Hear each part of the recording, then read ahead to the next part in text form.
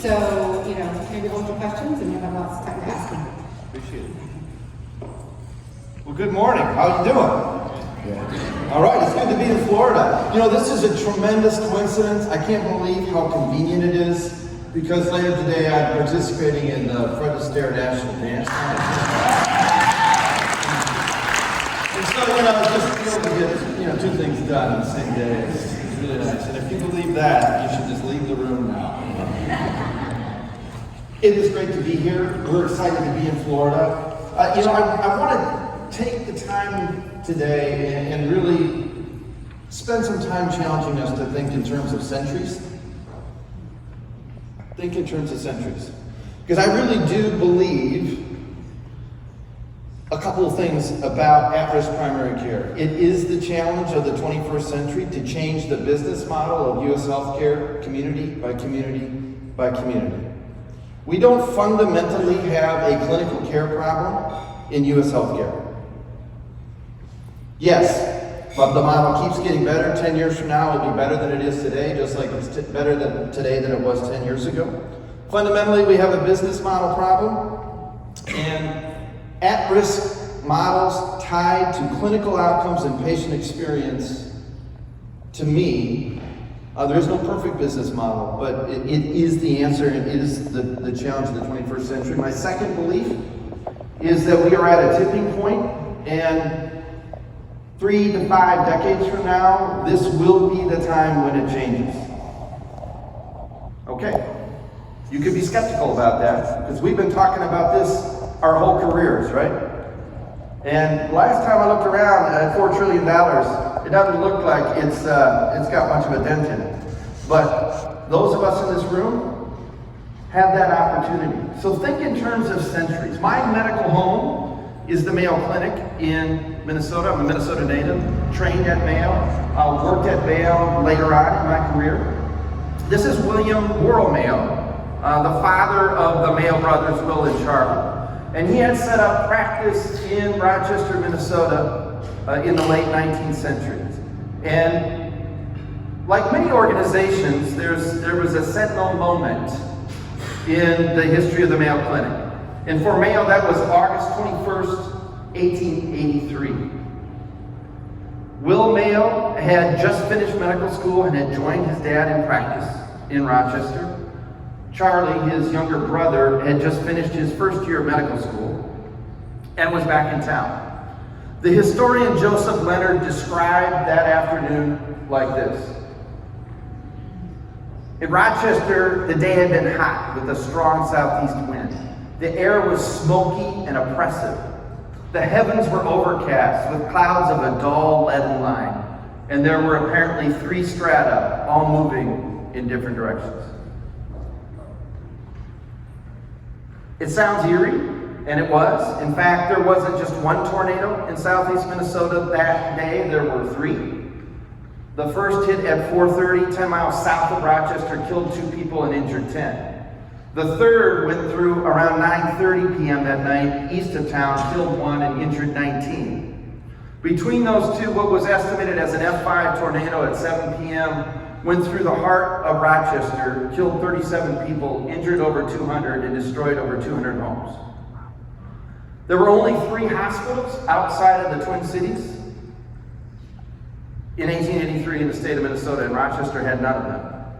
So William Worrell Mayo and his sons Will and Charlie and the Sisters of St. Francis took care of those tornado victims in a dance hall. And in fact, that event is what prompted the Sisters of St. Francis, who get credit for this, to convince the Doctors Mayo that Rochester needed a hospital. And in 1889, St. Mary's Hospital was opened. And the rest, as they say, is history. Why am I telling a story about the late 19th century? Because people often say, how did we get to where we are today? With the hospital as the center of the care delivery universe? And it's perfectly logical why we got to where we are today. They were responding to the challenges of their time. People died of acute illness and injury in the late 19th century and the first 2/3 of the 20th century, and we've become victims of our own success from a care delivery standpoint. It worked until it didn't. Now at $4 trillion, the Centers for Disease Control defines a chronic condition as any condition lasting longer than 90 days. And by their definition and their data, we spend 86% of $4 trillion on chronic conditions. And while I love hospitals, I started my career as a paramedic. I'm an emergency physician. We need great hospitals. I'll probably need a great hospital someday, and I hope it is a good one, right? You cannot hospitalize your way to better health or sustainably affordable health care in this country. And I would say trying to manage a system with 86% of dollars going to chronic conditions with a hospital-centric care delivery system is like trying to manage tornado victims in a dance hall. You can do that for a while, but sooner or later it stops working. And we've been in the sooner or later it's not working very well phase for the last 25 years in healthcare. Paul Starr wrote this book, received a Pulitzer Prize, describing the evolution of the industrial medical complex in the 20th century here in the United States. I've studied this as part of my health policy fellowship with Robert Wood Johnson Foundation at Michigan. And if there's one takeaway from this book, if you want to see U.S. healthcare delivery change the way you pay for healthcare. That is the story of U.S. healthcare for the last 150 years. If you want to see care delivery change to different outcomes and different ways of organizing the system, change the way you pay for it. Now, let me make a couple caveats. There is no perfect reimbursement system. There's pitfalls of every payment system, number one. Number two, fee-for-service will be alive and well the day every single one of us takes our last breath on this planet. Okay? Fee-for-service reimbursement doesn't need to disappear in order for at-risk business models to thrive. So I believe that our 21st century challenge is to bring those clinical models to life in ways that are supported by the business models that are going to drive better outcomes and better patient care. And that's what we are focused on at VillageMD. Founded in 2013, our three co-founders, Tim Berry had a background in health technology, worked for Blue Shield of California, ran Medicare Advantage for Universal American in Houston and around the country. One of his top performing practices in the Houston market was that of Village Family Practice and Dr. Clive Fields. Clive joined his father in practice in 1991. His father had founded that practice in 1975 after training in Scotland and working in Canada. Clive often says, he talks about all the things we're doing at Village to his dad, and his dad says, well, yeah, I did that. Yeah, I did that. Third co-founder is Paul Martino, 32-year health plan background, most recently at Anthem, and that's where we met. When I walked into Fairview to lead our medical group in 2011, I met two guys named Tim Berry and Clive Fields. And they were running a different organization at the time and had just signed an agreement with Fairview as the anchor partner for a cost and quality of care business. Tim was leading that. Clive was the chief medical officer. 8 months in, we met Paul Martino, who, while working for Anthem, was evaluating different models of helping particularly independent primary care physicians do a better job of managing risk, improving quality for potential partnership with Anthem. Like what we were doing, they were about to strike a partnership. A whole series of events happened with CEO turnover and other things that aren't relevant for our conversation this morning. But the bottom line is that partnership didn't happen, and Tim, Paul, and Clive said, well, we don't need Anthem. We don't need the other organization. Let's go start our own company. So in 2013, they started VillageMD. I was still hell-bent on trying to help a health system embrace risk-based models and value-based care, and I went to Mercy in Ohio and Kentucky. After leaving there, I joined them in 2017. But when they started the company, they started it for some really clear reasons, really clear principles. That, primary care physicians, nurse practitioners, physician assistants do not have the support they need to deliver the outcomes they know are possible. And in a pure fee-for-service reimbursement system, this will just get worse over time. I don't think anybody can argue if you don't have any at-risk revenue or incentives that you're going to have the resources to build the infrastructure, have the actionable information, and have the support to get the outcomes we all know are possible. And there was a need for an organization whose sole focus was on helping primary care physicians manage value, manage risk across their entire panel of patients. We are multi-payer, we are multi-line of business. We are interested in partnering with primary care physicians and helping them bring their entire panel, commercial, Medicare fee-for-service, Medicare Advantage, Medicare Medicaid, to value and risk over time. So that's what we do in our model. And we are fortunate now to partner with over 3,000 clinicians across the country. These are our core values that we strive to drive as an organization. Getting stuff done, building trust, and innovating. It sounds simple, but getting stuff done when we're and you are paddling upstream against this onslaught of $4 trillion really focused on fee-for-service is hard work. And executing the clinical model is hard work. Building trust, the most important thing we do is build trust with the clinicians and their care teams on the front lines taking care of patients.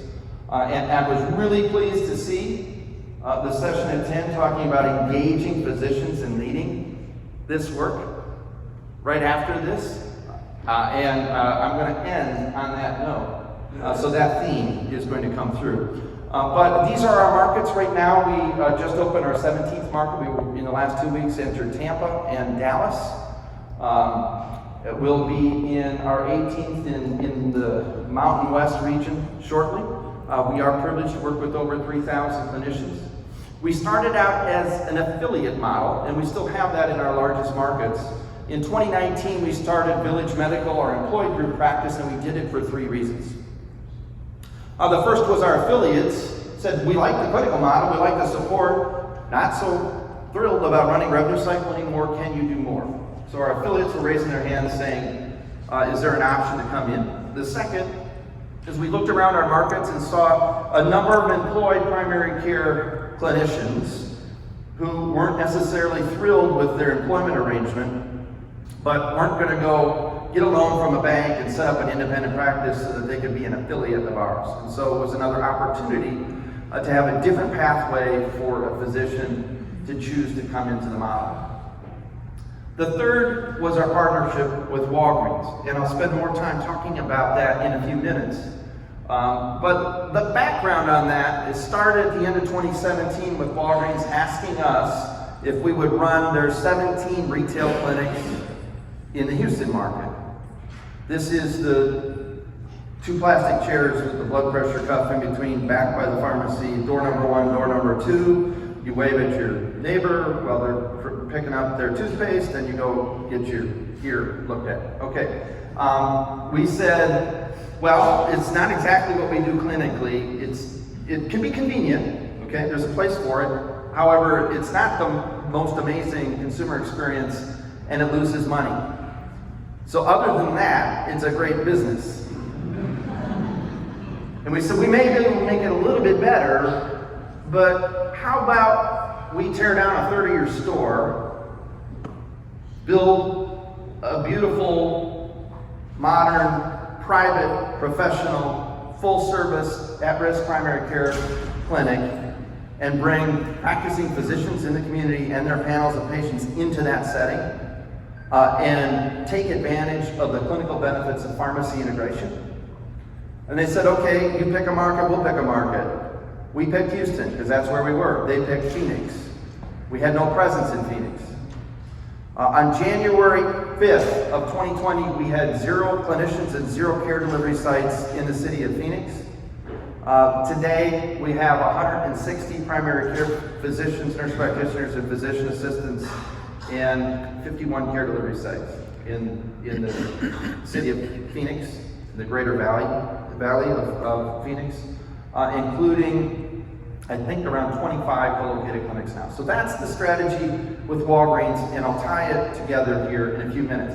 But let me spend the next 10 minutes or so talking about the clinical model, because we can talk about capital, we can talk about technology, we can talk about all kinds of markets, but if at the end of the day you're not making a clinical difference for the patients you're serving, I don't think you're going to engage physicians, and you certainly are not going to change healthcare. So we think about managing populations to better outcomes and lower costs by being present in 3 different areas: traditional office settings and access points, our neighborhood clinic strategy that I just described, co-located often with Walgreens, and the third is to be in the home. You cannot really effectively manage any high-risk populations without having the ability to get into the home and deliver either transitional care, temporary support, or ongoing longitudinal full-service primary care in the home. So we tie all that together with a common technology platform. We think any of those care delivery sites need to be available for in-person care or for virtual care. So that's, in general, from a setting standpoint, how we think about care. We divide our clinical model just from an execution standpoint. We call it the quad areas around panel management, clinical documentation, quality improvement, utilization management. And every successful ACO in the room does that, all right? I often say you can put our operating plan on the front page of the New York Times, right? It's about execution, engaging physicians, and engaging patients. That's what this work is. So you're not gonna see, oh my God, they do annual wellness visits? Let me scribble that down, okay, right? It's about getting them done, right? So panel management is getting visibility to the population that's at risk, driving a visit frequency program, performing an annual wellness visit. Why? I doubt any physician that's in this room went to medical school so she could come home one day and say, Mom, I can do an annual wellness visit. Why? 21% higher quality scores, 17% more accurate risk scores, 13% in our data of 65,000 Medicare patients, 13% lower total cost of care for patients who received an annual wellness visit versus those who didn't. Why?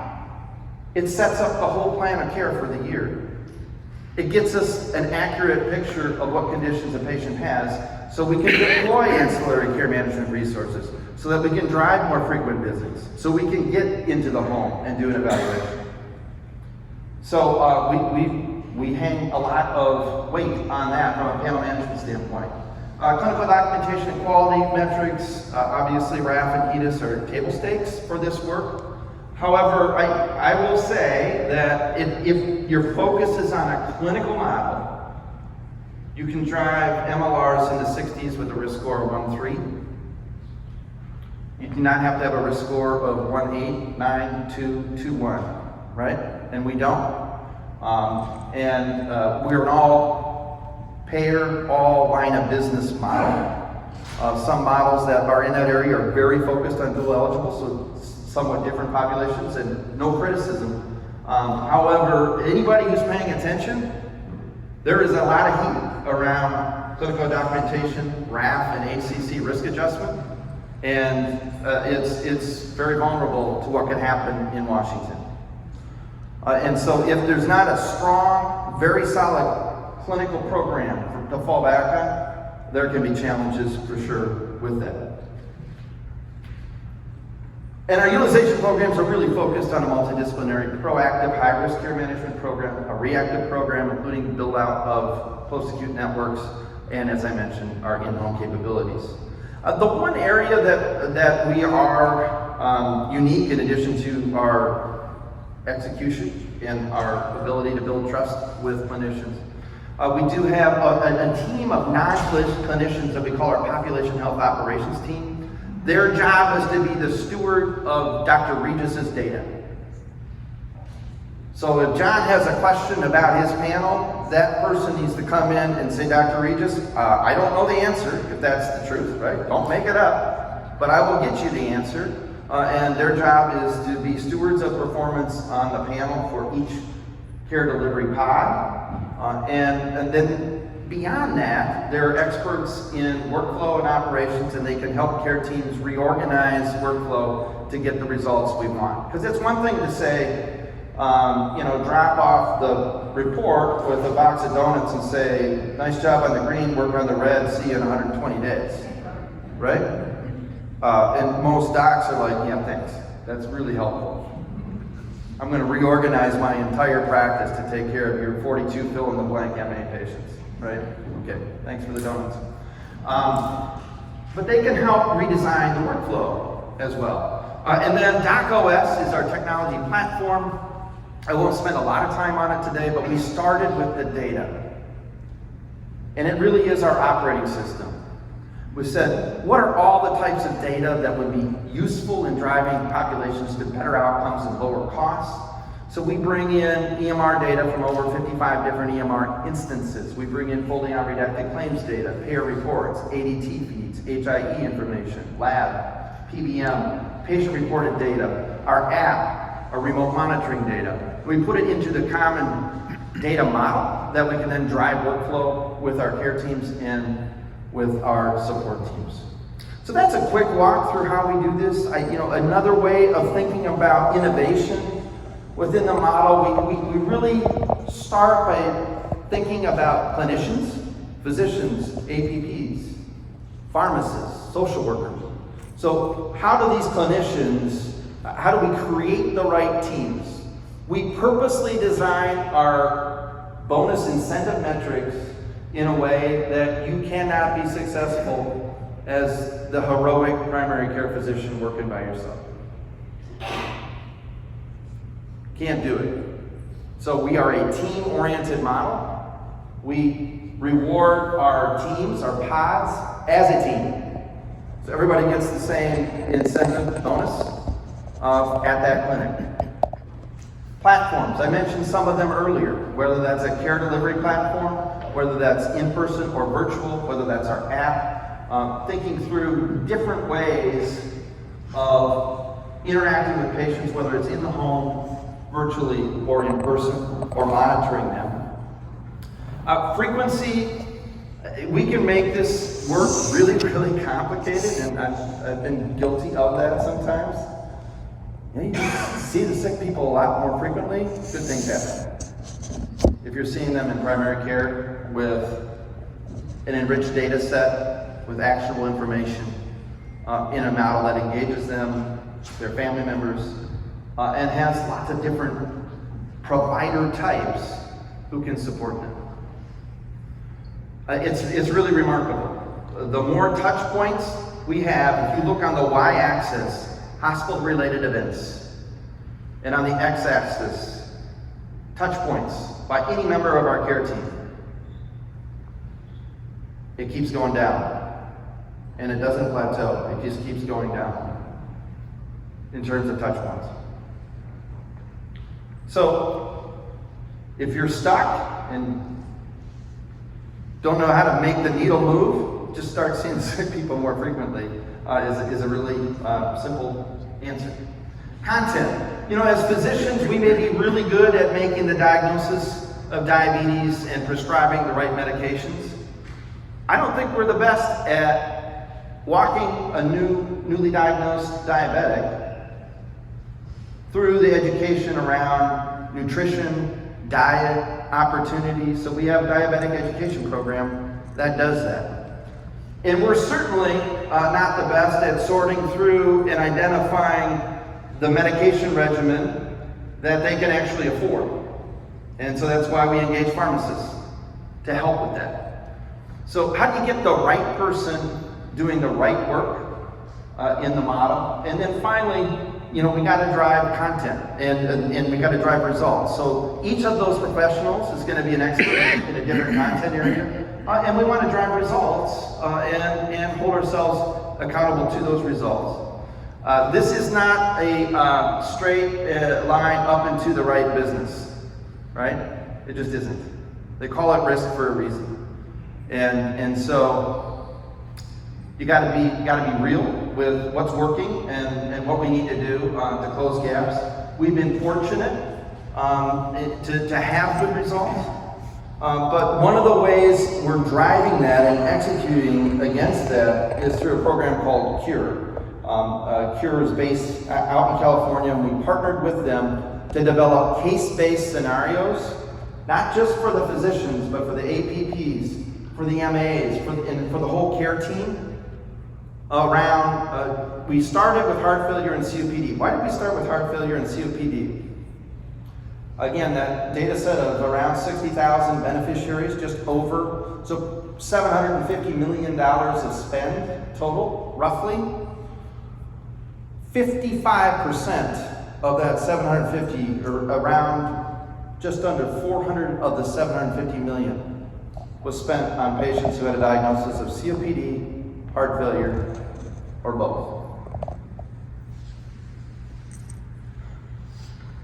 Willie Sutton, why do you rob banks? Because that's where the money is. You know, why do you focus on heart failure and COPD? Because that's where, not just the money is, but that's where the medical misery is. We think of that $400 million and how much of it is an avoidable hospitalization, hospital events, ED visits, as medical misery that we can help with better management our patients avoid. So between round one of these case-based learnings and round three, these are scenario-based. It'll be aspects around accurate diagnosis, aspects of risk stratification, risk-stratified medical management, care team referral, accurate clinical documentation, quality metrics, follow-up. The two things I like, not only is the needle moving here, as you see that we've shifted the results up, but the area under the curve is narrower and we're getting less variation. As Deming said, uncontrolled variation is the enemy of quality. Uncontrolled variation is the enemy of quality. So if we can bring the variation down and shift it to the right, I don't have the data in this deck, but the best thing about this is that CURE has also demonstrated peer-reviewed literature that when you see the needle move on the vignettes and you look actually into the practice of the people who participated, the needle moves on their management of patients with COPD and heart failure. So these are some of the detailed results. Again, COPD, we use the goal grouping from the American Thoracic Society around right medication management for various goal groups, providing rescue packs to goal group C's and D's, establishing the diagnosis with heart failure. These are other results in terms of maximizing risk-adjusted medications for heart failure, and then driving other parts of the model. Village at home, frequent visits. We want our model to feel like a planned, proactive, high-touch, continuous 24/7 clinical model. So I've spent some time talking about the clinical model. We've been fortunate to have results, whether those are on the experience front, or utilization or cost, and our quality data. We've driven savings in commercial, Medicare, Medicare Advantage, and Medicare Medicaid, and have had good success across multiple lines of business in multiple markets for multiple years. So, what about this Walgreens investment? And what are we doing and why are we doing this partnership? Well, for starters, 85% of Americans live within 5 miles of a Walgreens. And they have some of the best real estate in the country. And they are striving, if you listen to their CEO, both Stefano Pacina previously, and now Roz Brewer, the former Chief Operating Officer of Starbucks, who took over earlier this year as the CEO of Walgreens Boots Alliance, that they want to drive and use their footprint and their pharmacy capabilities on the retail side to become a bigger player in the healthcare space. We announced last year that based on the original 5 clinics co-located in the Houston market, that they made an investment in VillageMD. This was announced in 2020. and we were building 600 to 700 co-located clinics in 35 markets as of last summer. Just 3 weeks ago, we announced another incremental investment from Walgreens of $5.2 billion, and we will now, through 2027, do 1,000 care delivery sites. Not all of those will be Village Medical Clinics built at Walgreens. Some will be us standing up a Village Medical Clinic and Walgreens putting a small format pharmacy in it. Why? Clinically, when you integrate pharmacy, medication adherence, chronic condition management, readmission reduction, you have opportunities to drive all of those things to better outcomes. And so we're working with Walgreens and the broad range of their pharmacy assets, not just the retail pharmacists in the stores filling bottles, although that's a very important group we work with, but creating convenient options for our patients to get acute meds right away, waiting for them when they walk out the back door of the clinic, right to the pharmacy, 25 feet away, as well as synchronizing medications and moving to 90-day refills, which got us best-in-class results in the pharmacies we owned and co-located in our own clinics before we did this partnership through MedSync, home mail delivery, etc. We remain an independent company in this structure. This is a change of control. As was announced publicly, there will be a different board organization. However, Tim Berry is still our chairman and CEO. Just an extra point about that independence is that the Walgreens directors cannot fire Tim Berry unless the Legacy Village MD directors assent to that change. And a part of the announcement is that we do intend to become publicly traded in 2022. And the reason for that is, there's a few reasons for it. Not only from a access to capital on an ongoing basis standpoint at the most efficient cost, but we really want the physician and APP and staff partners we work with to have the opportunity to be owners in what we're building. We feel like this is a movement in primary care. Who are our competitors? There's only one, and that is the status quo.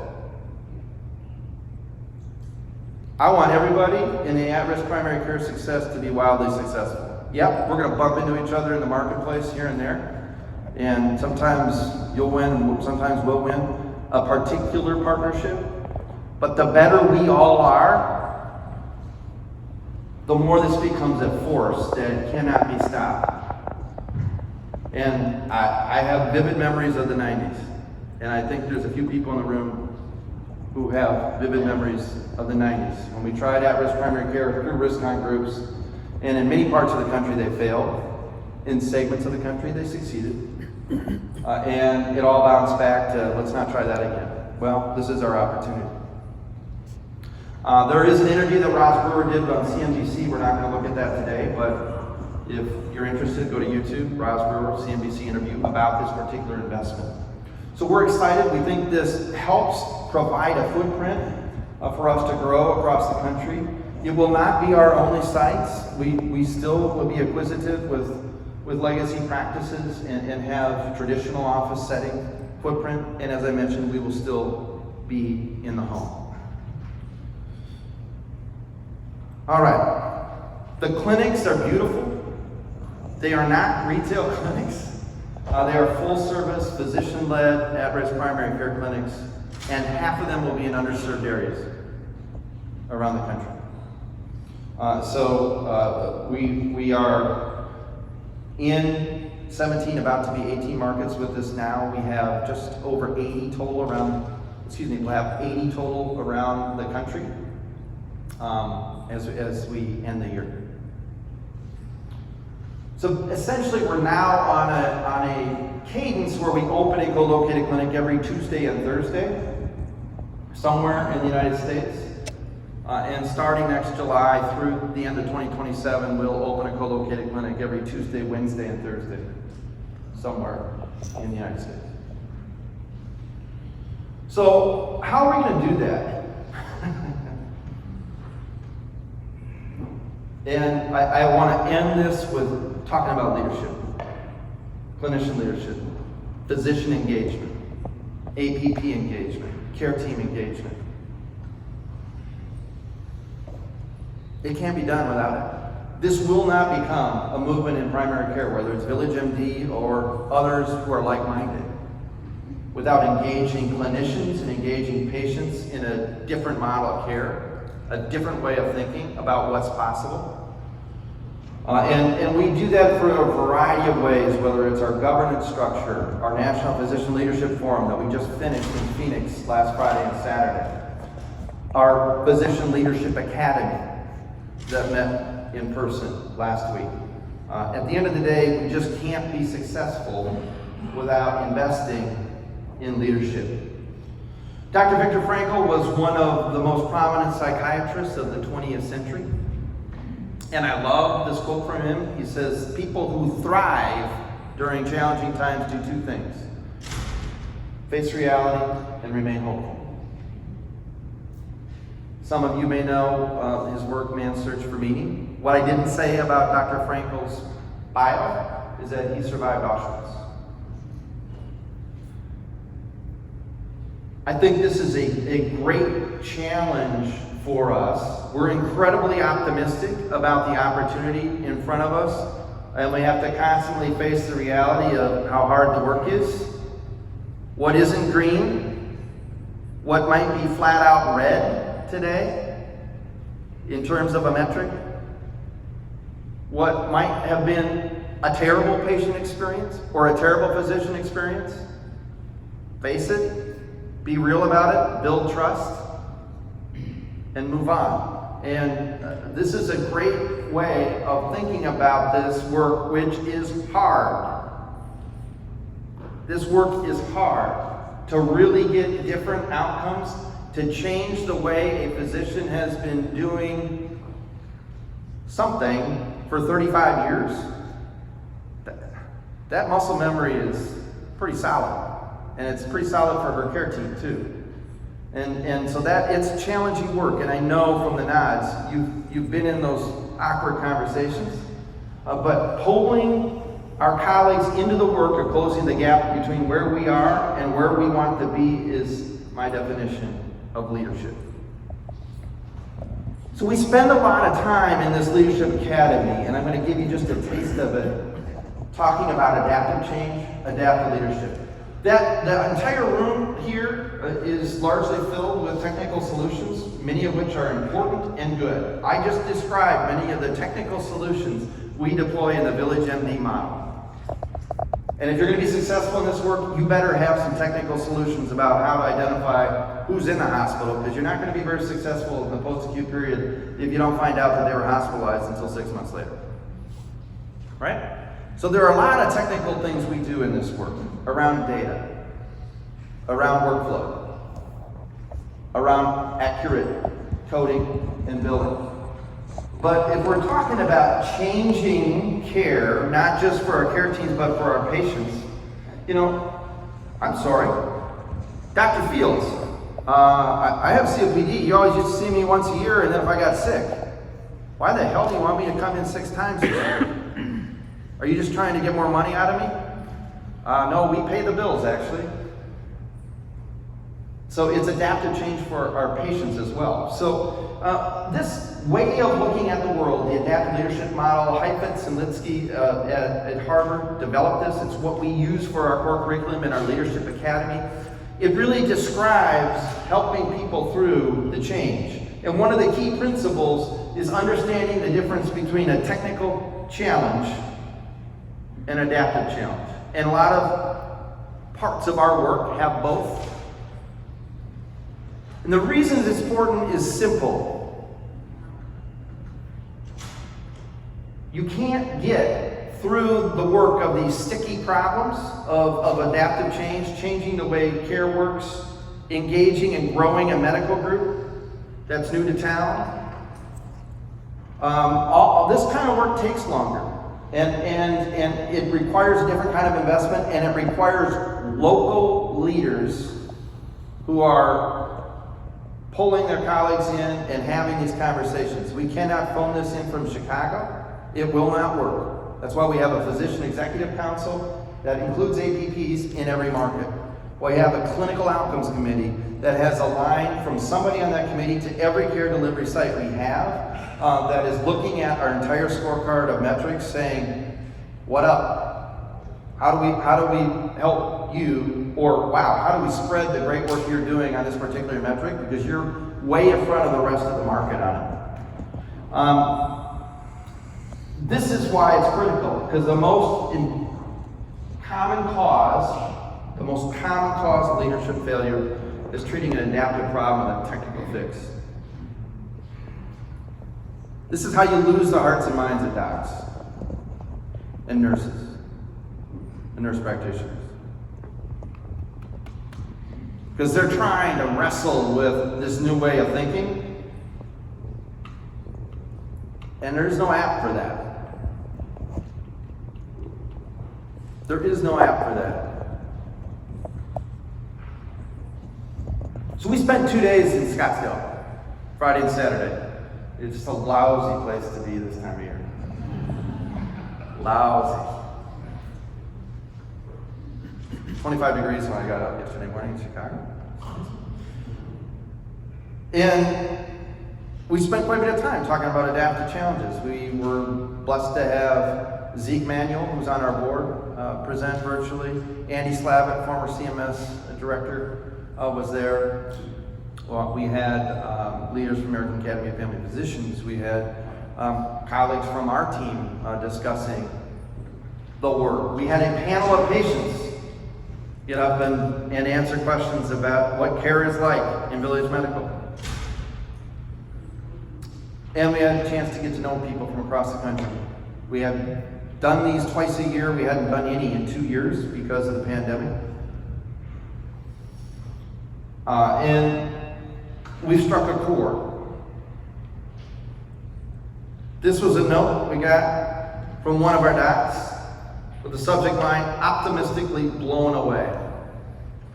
The top part thanks us, and then references the bottom part of this that he sent to his exec team. This is a practice who has not yet joined us. We have a letter of intent signed with them. Hard to read. I don't even know how to start. You all likely have had at some point a mountaintop moment. Maybe it was a camp you went to as a kid. Maybe you've been an amazing CME that made you want to change your practice. I can honestly say I had a mountaintop experience this weekend. To start, I am more than ever confident our decision to move forward with VMD was the right one. These people are real.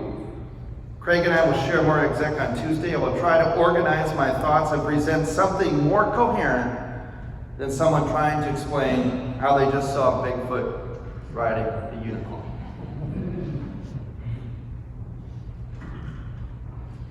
Optimistically blown away. Another leader from the Houston market. I'll let you read this one. I just had to read out loud, Bigfoot riding a unicorn. Forgive me.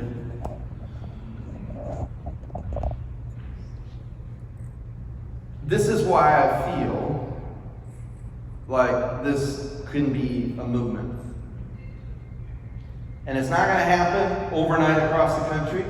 It's going to happen in Orlando. It's going to happen in Murray, Kentucky. It's going to happen in Derry, New Hampshire. It's going to happen in Atlantic City, New Jersey. Pocket by pocket by pocket. And it'll happen when clinicians come together and say, yes, this is better. The silver lining in all the economic woes that the U.S. healthcare system faces is that the secret to making healthcare more affordable is to deliver better care.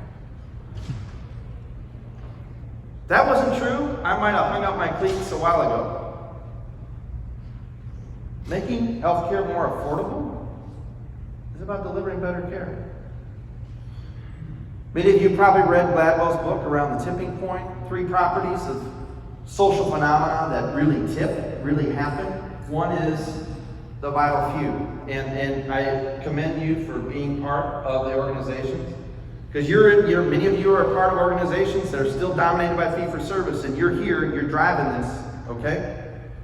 It's the vital few about this movement of at-risk primary care. The second is the stickiness of the model. Comments like the last 2 slides are stickiness. That's stickiness. And the third is the power of context. I want to wrap and get to your questions, but there are so many reasons why it's different this time than the 1990s. We were handed risk with the control in the insurance company's hands in the 1990s. We want to put it in the hands of care teams now. That's the most important one. But it's anything but guaranteed. Anything but guaranteed. We can sit here and put on the wall for the rest of the day where we think the waste is in the system, and I promise you that's $1 revenue for every single person that we put on the wall, and they aren't going to give it up easily. I want to close by introducing you to Nancy Thompson. She's 73 years old. Her last primary care physician visit was in September of 2019. Shortly after that, she fell, fractured her ankle, required a surgical repair. She developed a chronic wound infection in her ankle. Subsequent to that, she had tremendous problems getting around her house, and for the next 6 months, fell 3 to 4 times a month, each time requiring an ambulance ride, an emergency department visit. Hospitalized twice. She was enrolled in the Village at Home program near the end of that 6-month period. And with a partnership that was chronicled in Time magazine with the Capable program out of Johns Hopkins, that in addition to a broader care management and Village at Home model, sends a handyman to the home with a budget of $1,500, putting in safety rails, different seats, different toilet seat, ramps, mobility devices. She now can get out of her home. Her last visit now was 3 weeks ago, when she went back to her primary care physician's office for the first time. She had needed a right knee replacement, but they would not do it when she had the open wound. Her wound healed. She got a right knee replaced in March. She's much more mobile now. And the obscene part of the fee-for-service healthcare system, and we all know it. We all know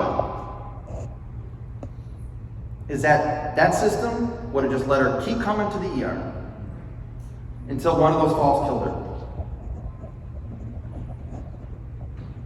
Not because the people don't care. Not because the people don't care. But everybody, she's invisible to that system. She's invisible to that system until she's in front of the people taking care of her on that particular night. Those people care. But a fee-for-service system does not care about her. And that's wrong. We care. You care. That's why this can be a movement. And why I'm so excited about where we are. There's a whole hell of a lot of work to do, but it's fun. I get to meet docs like Dr. Regis and others in this room. It's an exciting time. And Josh, why don't you tee up our last little video here to close. Right? I think everybody has to have a personal philosophy of how you live your life. Here's mine, very simply put. You plus motivation equals success. I have that only thing in my life, nothing else in my life, but that's not. You plus motivation equals success. I have it on cards, bookmarkers. I have it on everything. It drives me. It's a passion. I was 16 years old. I heard the Reverend Bob Richards speak. Remember him, the Wheaties guy? He was Catherine pole vault champion Olympics. And this is what he said, right? The gentleman said it before. I was 16. Bob Richards looked over a group of these young kids at a basketball camp and said, "The Lord must have loved ordinary people because he made so many of us." And here I am, 16, thinking I'm special. Here's a man I respect, said, "The Lord must have loved ordinary people. He made so many of us ordinary." And I was a little, you get a little down at 16 when someone's telling you that. And then he said the line that changed my life at 16 that I felt that I'm 41 years old. I've been working 21 years in my business, and I feel it the same way today. He said, every single day, and in every walk of life, ordinary people do extraordinary things. Ordinary people accomplish extraordinary things. And I raised my hand. I'm applying for the job right now. I'm an ordinary guy. I want to do extraordinary things in my life. And I think that's wrong. I think that's wrong.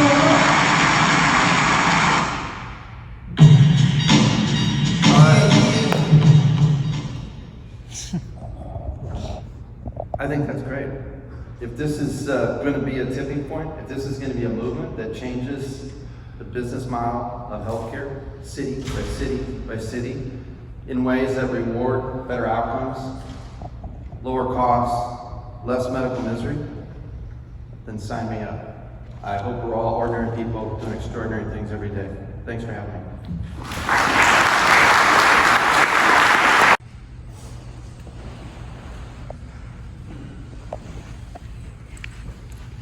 Thanks, Nicole. Doctor, I've been in the field for decades, and I want to commend Village MD for taking this initiative. It's everything I've heard is really just like the people who attended your leadership conference. I mean, it's very encouraging. I want to see it happen. It's not the only initiative that's going on out there, as you well know. My question is, you repeated several times that one of the key things that have to be done to achieve success is building trust. And I know from my experience, physicians are low trust people. I don't blame them, but you know, to get high trust isn't a snap of the fingers or a command. So my question to you is, how do you build trust with physicians? Because that's going to be critical. Same with patients. How do you build trust with patients? But just how do you build trust with physicians? My question. It's a great question. Thank you for your comments. It starts with identifying physician leaders in the practices and the markets we're going to. So Dr. John Regis at your table here led a practice in New Jersey. And it's finding the right physician leaders in the community to get started. And then many of these conversations can only be doc to doc or APP to APP. So you have to have physicians speaking to physicians. There's incredibly important, we would fall over tomorrow if we didn't have the incredibly professional, skilled operators and non-clinicians and finance people and investment teams that make Village MD what it is. At the end of the day though, we all exist to support the care team. We're doing this to change people's lives. I don't know how you can change people's lives in healthcare if you don't change the lives and the workflows and the actual day-to-day experience of the care teams doing the work. And the one absolute necessary member of that care team to buy in is the physician. It is what it is. If the doc doesn't buy in and she says don't do it that way, or he says don't do it that way, the team isn't going to do it. And as much as they might appreciate that I have MD after my name and came in on United Airlines, they want to see somebody in their communities waking up every day and listen to him or her. So that's why we're investing in our leadership academy and trying to give people these skills of adaptive leadership and understand the difference, right? Because docs like to go to technical fixes all the time, right? We just think if we get the right piece of data or this, that, or the other thing, this problem, this challenge we're facing of how do we reorient my entire workflow will suddenly be fixed. It won't. And so I think it's identifying the right people in the markets, growing our own leaders, and building that local group culture. I've never been part of a medical group that was successful, that physicians and APPs and other clinicians on the outside didn't look at and say, that's something I'd like to be part of. You know, the Mayo Clinic, largest original group practice in medicine, they seem to have figured a few things out, right? So that's my best answer. Thank you. I want to go back to the fact that you're putting many of your clinics in area-deprived neighborhoods. But how are you further addressing the social determinants of health? I saw that you're looking to utilize telehealth, but what if those individuals don't have actually access to the technology at home, and as well as transportation to get to and from the clinics? Yeah.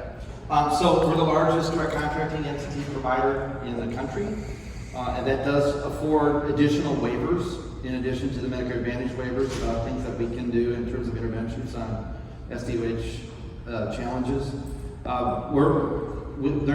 There's a vision about what the opportunities could be in some of these underserved communities that would include Village Medical co-located with Walgreens and Healthy Food Option Community Center together. So there's an advocacy team that's working with communities around investment to create some of those adjacencies to address problems like food deserts, et cetera.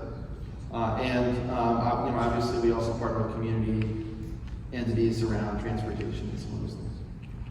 Is it enough? No. Right? It's a journey.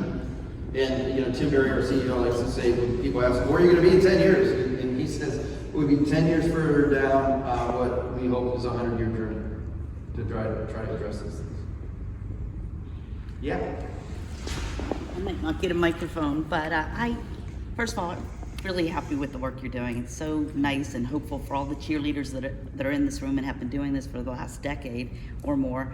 But the one thing that really stuck out at me was you had accessibility in your mission statement.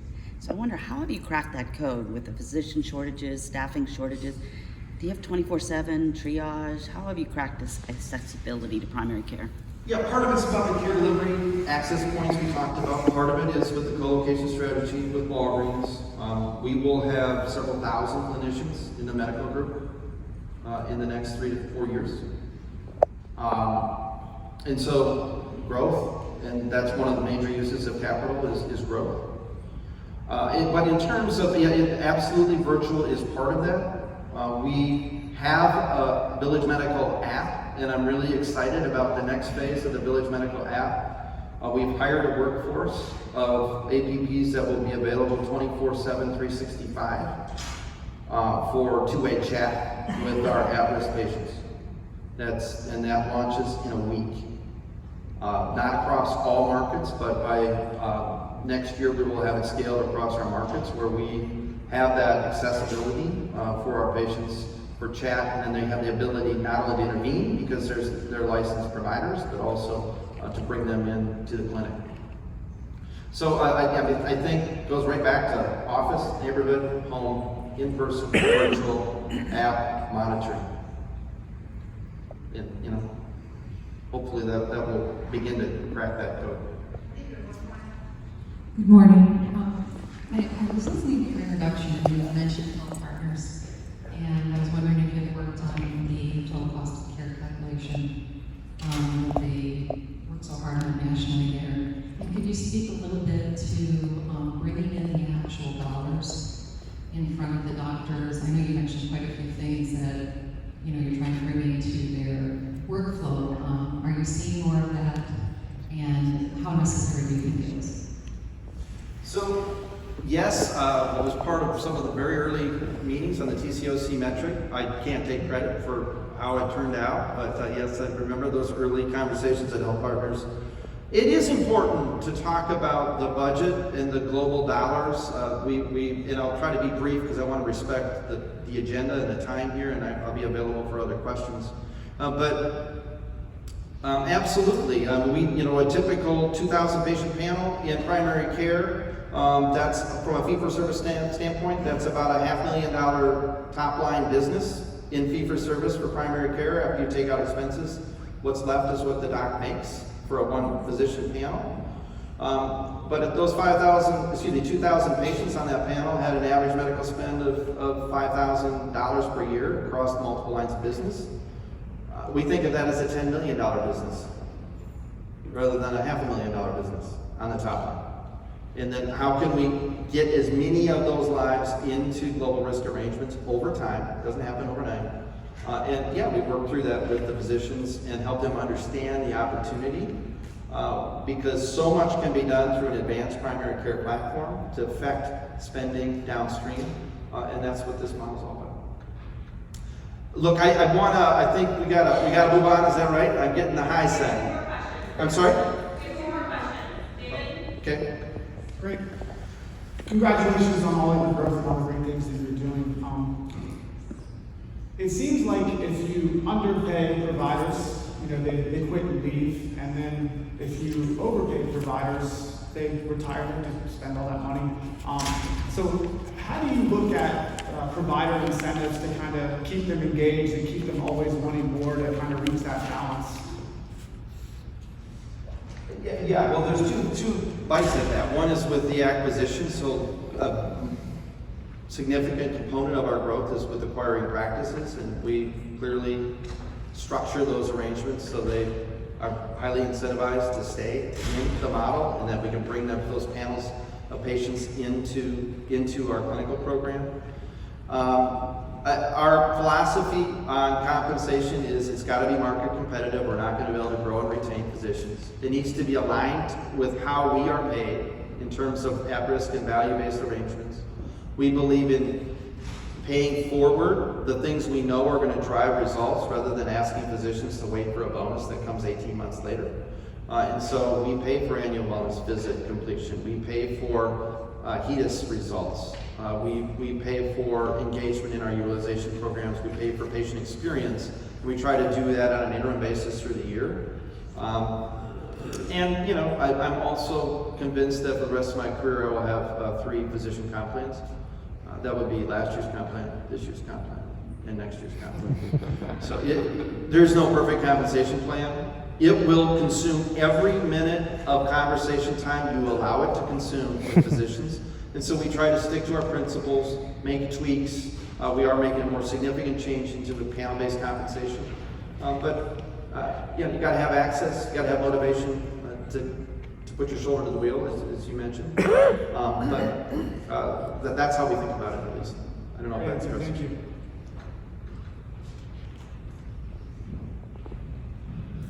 Good morning. Good morning. I think last question here, right? Thank you for the time, by the way. Quick question on curable disease. So when you think about Alzheimer's and NASH, and particularly underserved populations, what's your opinion on the role of the provider in ACO as it relates to education and enabling access to the care option? Well, I think that there's no question that some of these special populations can have tremendous benefit from palliative care, and we're looking with partners in that regard. That's not the only answer for those. Obviously, they need other specific support for those conditions. But talk about an intervention that is underutilized in our country.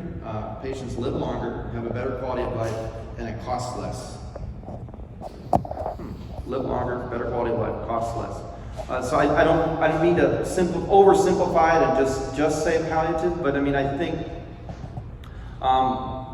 that's a very the one silver lining here is that those conditions, in terms of feeling like you're actually supporting not only the patient but the family in a model, you at least have a significant number of additional resources, including social work, partners in the community, and additional resources with the premium dollar to try to create local interventions to help support them, one of which is palliative care. Thank you, Dr. Asplin. We have a really short break now, and then off to our breakouts in Bonham Creek 1 and Bonham Creek 4. Thank you.